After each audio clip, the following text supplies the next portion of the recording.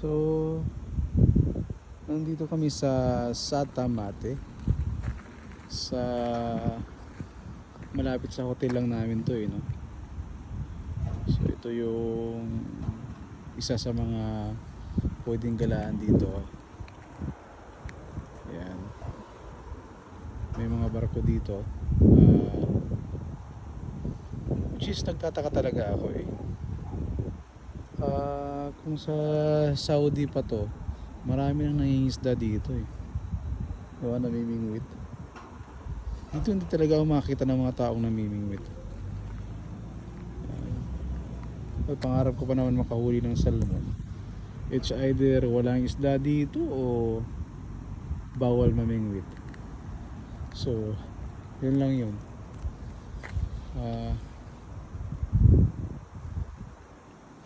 Gumagala kami ngayon kasi bukas pupunta na kami sa mismong lugar na pagtatrabahoan namin.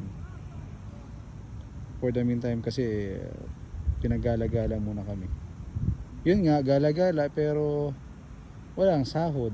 So kung walang trabaho, walang sahod. Ganun lang yun.